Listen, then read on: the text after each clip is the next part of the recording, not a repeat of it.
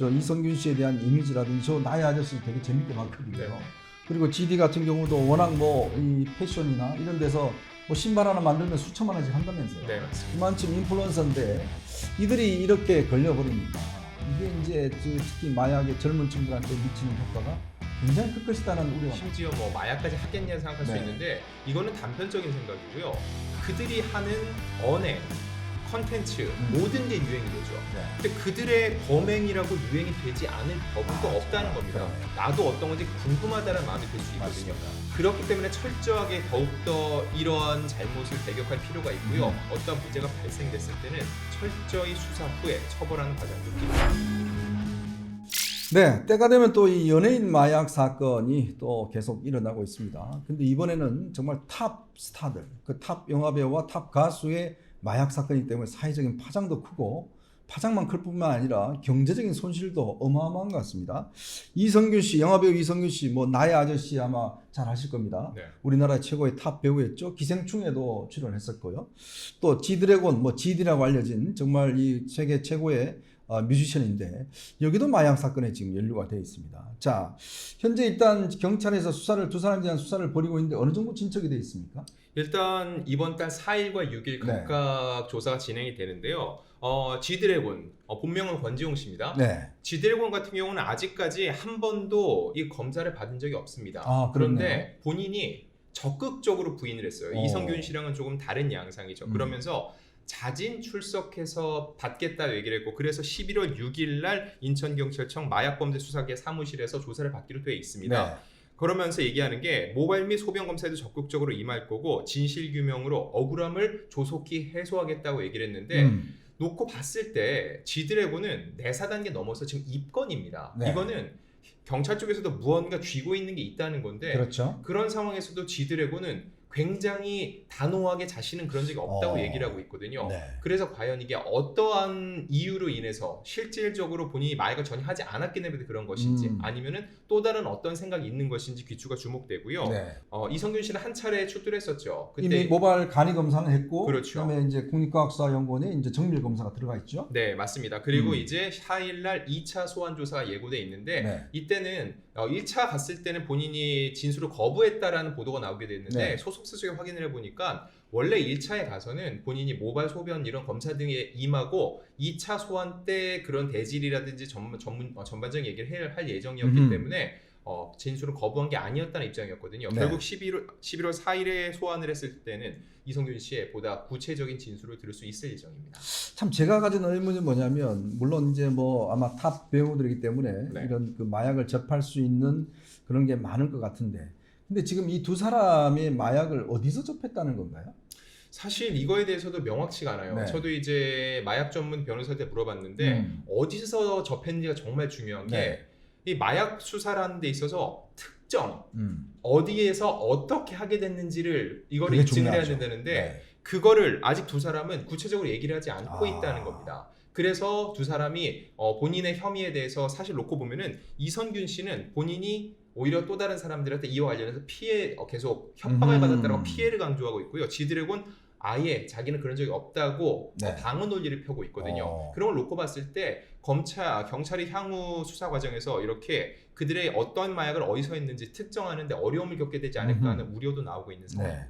자, 그런데요. 이게 물론 마약의 혐의가 뭐 개인으로 끝나면 괜찮지만 네네. 지금 이것 때문에 피해를 보는 사람들이 너무너무 많습니다. 왜냐하면 지금 이 이성균 씨 같은 경우는 아주 탑 배우기 때문에 지금 영화를 다 찍은 것도 있고 또 지금 찍고 있는 것도 있다고 그래요. 네네. 그리고 또 뭐 지드래곤 같은 경우는 뭐 세계적인 그 메이커이지 않습니까? 네. 거기에 또 홍보를 네네. 맡고 있고 자 그렇다 보니 이것이 가지는 K 어떤 이 문화에 상당한 영향을 주는 게 아니냐. 지금 아마 영화업계 난리죠 이것 때문에. 실질적인 피해를 말씀을 네. 해드리면은요, 사실 이성균 이전에 유아인 씨도 있었죠. 맞아, 6월. 유아인 씨 있었죠. 네. 두 사람이 이미 촬영을 마친 작품, 아. 마친 작품만 그 제작비가 870억 정도 네, 됩니다. 870억? 네, 유아인 아우. 씨는 3편이 걸려 있고요. 이성균 씨는 2편의 촬영을 마친 상황입니다. 그리고 새로운 작품에 들어가기 직전에 이거는 이제 중단이 됐죠. 네. 이성균 씨가 더 이상 촬영할 수 없으니까. 네. 그런데 중요한 건 뭐냐면은 이런 작품들이 지금 공개 시기를 못 잡고 있다는 거예요. 그리고 대중들 어떻게 입장에서도 공개하겠습니까, 그럼? 그런데 좀 생각을 달리 해볼 필요가 네. 있는 게 분명 이들이 주인공이고 그들이 잘못을 한 거는 맞습니다. 그런데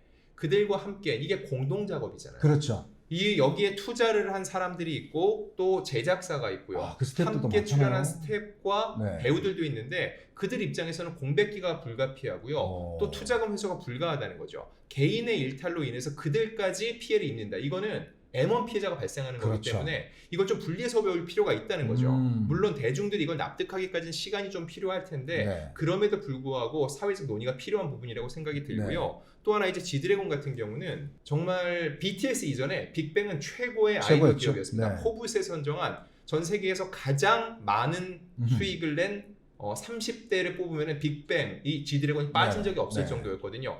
그렇기 때문에 이미 해외 유수의 매체들이 지드래곤의 이 마약 사건을 계속 타전을 해 나가고 있습니다. 그런데 하나 생각할 건 뭐냐면은 마약이라는 게 일단 아까 위원께서 말씀하신 것 중에서 어떤 마약을 어디서 했는지가 이게 관건이라고 말씀하셨잖아요. 대마초 같은 경우는요. 미주 지역이나 이제 몇몇 나라에서는 이게 합법이라는 그렇죠. 거죠. 합법화되어 있죠. 네. 그러니까 국내에서는 문제가 될지언정 G드래곤이 그렇게 됐을 때 해외에 나가서 그런 지역에서 활동하는 것까지 원천적으로 막을 수는 없다는 거죠. 그런 걸 놓고 봤을 때 G드래곤이 지금 방어 논리를 펴는 것이 국내 활동은 혹시라도 나중에 문제가 되더라도 해외 활동은 보다 개진해 나가기 위한 또 하나의 행보, 그러니까 그런 것까지 생각해둔 게 아니냐 이런 이제 예상까지 나오고 있고요. 그럼에도 불구하고 이 K라는 이미지, 맞습니다. K 컨텐츠, K-팝, K-무비, K-드라마 그동안 어마어마하게 성장세와 함께 이미지를 쌓아왔는데 이러한 일에 연루가 되면서 그에 따른 보이지 않는 무형의 이미지 실추, 손실은 적지 않을 것으로 예상됩니다. 그러니까요. 이게 지금 뭐 우리나라 K 문화라 그러면 세계적으로 지금 다 인정해주고 있고 되는데 이런 일이 터지다 보니까 지금 뭐 이 피해자들이 어마어마하게 많는 것 같습니다. 근데 제가 개인적으로 가진 의문은 네네. 왜 이렇게 탑 배우들이 이렇게 마약에 어떤 면에서 보면 유혹에 빠질까, 네. 심취할까? 네. 우리 안 기자는 뭐 연예계나 이쪽에 많이 취재를 하다 보니까, 네. 그러니까 물론 그 예를 들어서 본인도 알잖아요. 네. 예를 들어서 이것 때문에 걸리면 뭐 많은 사람들이 피해를 본다는 걸 버젓이 알고 있고, 네. 또 눈이 많지 않습니까? 네네. 그리고 또 만약에 할 경우에 본인의 약점 잡힐 수 있는 사람이 너무 많잖아요. 그렇죠. 그러니까 이성적으로 생각해 보면 도저히 할 수 없는 상황인데 네. 왜 이런데 노출될까라는 아마 많은 분들의 의문이 있을 것 같아요. 일차적인 유혹이 있겠죠. 왜냐면은 이 연예인들 같은 경우는요 대중들과 쉽게 섞일 수가 없습니다. 더 은밀하게 그들만의 프라이빗한 공간으로 들어가는데 그런 곳에서 이런 문제들이 자행되는 게 아닌가 생각할 수 있는데 실제로 이렇게 마약에 손을 댔다가 나중에 복귀한 스타와 제가 인터뷰한 적이 있는데 물어봤습니다. 그때 왜 그랬냐? 근데 스타들은 항상 스포트라이트 관심을 먹고 살잖아요. 그렇죠. 본인이 최고의 인기를 누릴 때 그 느낌을 다시 한번 느끼고 싶은데 인기는 하락을 합니다. 그렇죠. 그런데 그걸 하는 순간 그 느낌을 다시 느꼈다는 얘기를 하더라고요. 네, 그 카타르시스가 느껴진다고 하는데 물론 이것도 불법 행위를 절대 정당화시키거나 합리화시킬 수는 없습니다. 그들이 일궈놓은 업적이 크다는 거 그리고 이들이 대부분 공동 작업을 통해서 어떤 걸 읽어놨거든요. 그렇죠. 그래서 본인이 어떤 잘못을 했을 때 본인과 가족뿐만 아니라 그 주변인들까지 큰 피해를 입는다는 측면에서 사회적 책임이 더 큰데 그런 것까지 망각한 처사이기 때문에 사실 이런 일은 어떠한 상황으로도 이렇게 방어 논리 펴는 게 불가할 것으로 예상이 됩니다. 참 우리나라가 언젠가 마약 청정국이었습니다. 그런데 지금은요 중고등학생들까지도 그냥 쉽게 하는 나라가 됐어요. 그러다 보니 이렇게 연예인들이 마약을 하게 되면 이제 예를 들어서 젊은 어린 친구들 같은 경우는 저 사람도 저렇게 하는데 나도 해도 괜찮지 않을까? 라는 데 대한 생각을 가질 수 있는 거거든요. 충분히 그럴 수 있죠. 그래서 사실은 이 유명 인사들의 마약 문제가 이 퍼뜨리는데 굉장히 악영향을 미친다는 거죠. 그래서 지금 보면 좀 충격입니다. 왜냐하면 그동안 쌓여왔던 이성균 씨에 대한 이미지라든지 저 나의 아저씨 되게 재밌게 봤거든요. 네네. 그리고 GD 같은 경우도 워낙 뭐 이 패션이나 이런 데서 뭐 신발 하나 만들면 수천만 원씩 한다면서요. 네, 맞습니다. 그만큼 인플루언서인데 이들이 이렇게 걸려버리니까 이게 이제 특히 마약의 젊은 층들한테 미치는 효과가 굉장히 클 것이다는 우려가 많잖아요. 네, 사람들이 이런 걸 보고서는 심지어 뭐 마약까지 하겠냐 생각할 수 네. 있는데 이거는 단편적인 생각이고요. 그들이 하는 언행, 컨텐츠 모든 게 유행이 되죠. 네. 근데 그들의 범행이라고 유행이 되지 않을 법은 또 없다는 겁니다. 그러네요. 대중들이 바라보는 시선에서 그냥 이들을 막연히 동경하는 특히 본인의 가치관이 아직 성숙되지 않은 청소년 입장에서는 내가 좋아하는 스타들도 저렇게 유혹에 빠져서 한번 해봤는데 나도 어떤 건지 궁금하다는 마음이 들 수 있거든요. 맞습니다. 그렇기 때문에 철저하게 더욱더 이런 잘못을 배격할 필요가 있고요. 음. 어떠한 문제가 발생됐을 때는 철저히 수사 후에 처벌하는 과정도 필요하다는 겁니다. 네. 자, 오늘은 안진영 기자와 대담은 여기서 마무리하도록 하겠습니다. 시청해주신 여러분 고맙습니다.